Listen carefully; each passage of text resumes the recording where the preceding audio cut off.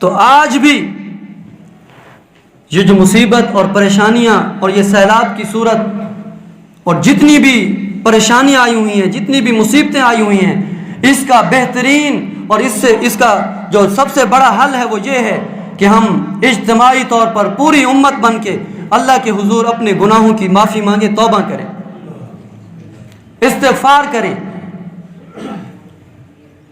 پیران پیر شیخ عبد القادر جیلانی رحمۃ اللہ علیہ، انہوں نے اپنی ایک کتاب میں لکھا، فرماتے ہیں کہ جس امت کو اللہ رب العزت نے استغفار دیا اور جس بندے کو پتہ ہے کہ استغفار کرنے سے اللہ گناہ معاف کرتا ہے، پھر وہ پریشانی میں ہے، کسی عذاب میں مبتلا ہے، فرمایا اس سے بڑا منافق اور اس سے بڑا جھوٹا کوئی نہیں۔ استغفار بھی موجود ہو، معافی کی صورت بھی موجود ہو، اللہ معاف کرنے کے لیے تیار ہو، پھر بھی بندہ استغفار نہ کرے، توبہ نہ کرے، اپنے گناہوں کو معاف نہ کروائے، فرمایا اس سے بڑا جھوٹا اور کوئی گروہ ہو سکتا ہے؟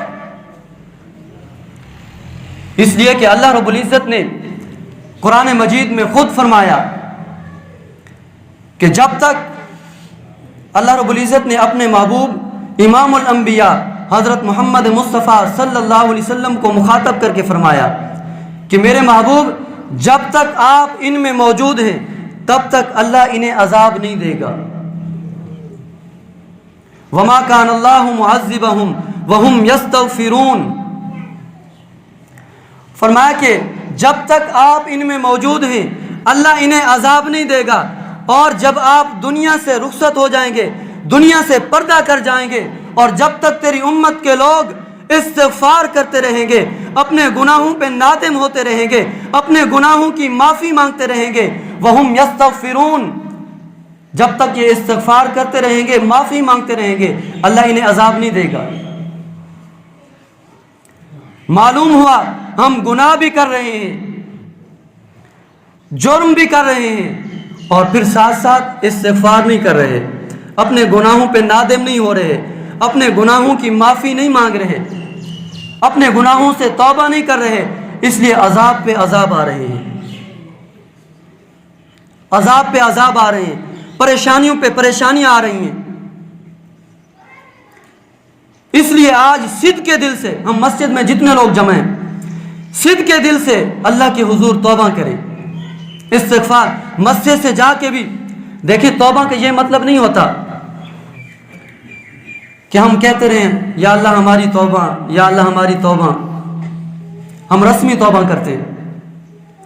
کیا ان جملوں کے بعد جب کوئی مسلمان اللہ کے عذاب کو دیکھ کر، پریشانی کو دیکھ کر، سیلاب اور زلزلوں کو دیکھ کر کہتا ہے یا اللہ میری توبہ، کیا اس توبہ کے بعد وہ 5 وقت کا نمازی بن گیا ہے؟ کیا اس توبہ کے بعد وہ اللہ اللہ کرنے لگ گیا ہے؟ کیا اس توبہ کے بعد وہ اپنی زمین کا عشر نکالنے لگ گیا ہے؟ کیا اس توبہ کے بعد مالدار اپنے مال کی زکوٰۃ دینے لگ گیا ہے؟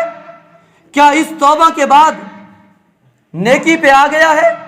کیا اس توبہ کے بعد مسجدیں آباد ہو گئی ہیں؟ کیا اس توبہ کے بعد اللہ کے گھروں میں رونق آ گئی ہے؟ کیا اس توبہ کے بعد ہم نیکی کے راستے پہ چل پڑے ہیں؟ کیا اس توبہ کے بعد ہم نے لوگوں کے حقوق ادا کر دیے ہیں؟